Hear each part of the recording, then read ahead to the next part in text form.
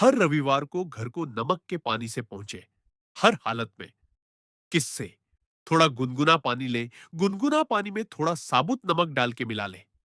फिर उस नमक से पहुंचे ताकि रात भर हम सोते समय जो नकारात्मक ऊर्जा को निकालते हैं नींद में, ये पहुंचने से घर शुद्ध रहेगा। नमक से पहुंचने से आप सोते समय नकारात्मक ऊर्जा को घर में फैलाते हो, इसीलिए सुबह जल्दी नहीं उठ पाते हो। उठते ही उबासी आती है, आलस आता है। बच्चे को उठाओ तो आधे घंटे तक ये करते हैं। इसका कारण है कि नकारात्मक ऊर्जा घर में गिरा हुआ।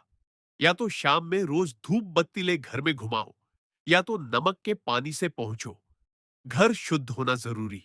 क्या होना? घर शुद्ध। और कभी झाड़ू को सुला के नहीं रखना।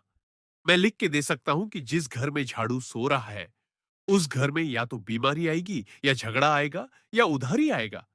तीन में एक पक्की बात है, झाड़ू खड़ा ही रहना कभी भी। कैसे रहना? हाँ, सोता झाड़ू अपने मुख से नकारात्मक ऊर्जा निकालता है। वो सीधा खड़ा रहना। उसके ऊपर के चोर जिससे झाड़ू मारते हैं, वो ऊपर की तरफ रहना। और वायु कोण में रहना। घर में झाड़ू कहाँ रहना? वायु कोण।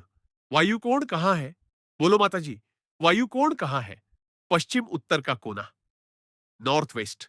नॉर्थ उस कोने में झाड़ू रख दो, तो वह झाड़ू आपको बहुत सारी समृद्धि लाता है। मैंने कई बार कहा है, झाड़ू और नमक लक्ष्मी का चिन्ह है। इधर जो सुलाते हैं, उसके घर में लक्ष्मी सो जाती है। कई घरों में यह दुख निश्चित होता है। उनको कुछ मालूम नहीं, वो झाड़ू को सुला के ही रखते हैं। उसको मालूम नहीं है कि यह लक्ष्मी है, यह झाड़ू। इसको सुलाना नहीं चाहिए। जहां झाड़ू सोता है, वहां मेहनत ज्यादा होगा, पैसा नहीं टिकेगा। कमाई बहुत करेंगे, पैसा नहीं रुकेगा। आपको लगेगा ये सब अंधी बातें हैं, अंधी श्रद्धा है। अरे करके तो देखो। मैं जो बोलूं फिर आपको मालूम पड़ेगा कि ऊर्जा हर हर एक वस्तु में होती है। और वह हर वस्तु की ऊर्जा को बैलेंस करना जान लिए, तो आपके जीवन में इतनी समृद्धि और सुख रहेगा कि कभी दुखी होना ही नहीं पड़ेगा जीवन में। गुरुदेव को प्रणाम करते हुए नैनीताल से हेमंत जी पांडे ने प्रश्न किया है कि नजर दोष निवारण के लिए क्या करना चाहिए।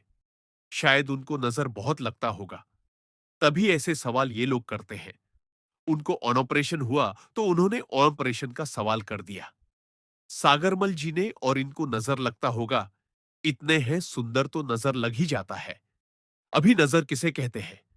कोई बुरे भाव से हमको देखता हो, कोई बुरी दृष्टि से देखता हो, कोई भी ईर्ष्या जलन से देखता हो, तो वो ईर्ष्या जलन का तरंग हमारे शरीर में पड़ते ही हम बीमार पड़ते हैं, ठंडे पड़ते हैं, थक जाते हैं।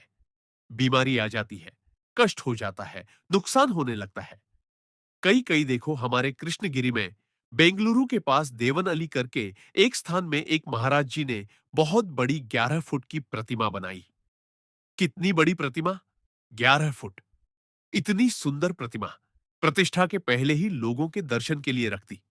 उस प्रतिमा को अब 11 फुट की प्रतिमा, यानी कितनी चौड़ी कितनी ऊंची होगी, ऐसे कोई आदमी आके उसको ऐसे घुरा के। इतनी अच्छी प्रतिमा। वो आदमी खड़ा खड़ा मुंह से बोल रहे, इतनी अच्छी प्रतिमा। उसकी बुरी नजर ऐसी पड़ी। वो देवन नली में जो मूर्ति बनी, ये सच्ची घटना बता रहा हूं। वो 11 फुट की मूर्ति दो टुकड़ा होकर गिर गई। उस नजर से अब पत्थर की मूर्ति पर ऐसे नजर पड़ सकता है, तो संसार की क्या बात करें महाराज। आप सबको हर हर रविवार को नजर दोष निकालना ही चाहिए। अब ये पूछ रहे कि नजर कैसे निकाले? हमारे पूर्वज हमारे पूर्वज सब नजर निकालते थे। आजकल तो कहां कोई नजर निकाले, कोई नजर की बात करे। ऐसे कोई बड़ों के साथ हम रहते ही नहीं। हम अलग ही टाइप से जिंदगी जी रहे। फ्लैटों में वहां, यहां जहां कोई अच्छी चीजों का शिक्षा नहीं मिलता। नजर कैसे निकाले महाराज? बोलो, आप नजर कैसे निकाले? आप कैसे निकालते हो? नजर कभी निकाला? नजर कैसे देखो? कोई भी नजर निकालो तो नजर जो जिसका लगा है, उसका कोई चीज बाहर जाना चाहिए, नहीं जाए। जब तक नजर नहीं निकले, नींबू ले लो, नमक ले लो, उससे नजर नहीं निकलेगा। उससे नींबू का क्या संबंध है? जिसको नजर लगा है, उसके चार लक्षण हैं। नजर लगा तो बीमार पड़ेगा, या तो बीमार पड़ेगा, या चक्कर आएगा, उसको चक्कर आएगा। तीसरा, उसको नुकसान होगा, धंधे में काम में नुकसान होगा। चौथा, वो झगड़ा होगा। उसके साथ कोई ना कोई वो प्रेम से रहा, किसी से नजर हो गई तब से झगड़ा चालू हो जाएगा। घर में किसी ने नजर डाला, देखो पति पत्नी कितने आराम से रहते हैं, हमारे घर में तो ऐसा नहीं है। ऐसे सोचते ही इसके घर में भी झगड़ा चालू हो जाता है। होता है कि नहीं? तो इसका एक ही है जिसको नजर लगा। पति पत्नी दोनों को नजर लगा हो या काला नजर लगा, दोनों को नजर लगा तो दोनों साथ में रहना, खड़ना, अकेले जिसको जिसको नजर लगा उसको खड़ाना। इनको या तो पूर्व मुखी खड़ाना, पूर्व को देखते हुए खड़ाना, या उत्तर मुखी खड़ाना। रविवार ही होना और कोई दिन नजर नहीं निकालना।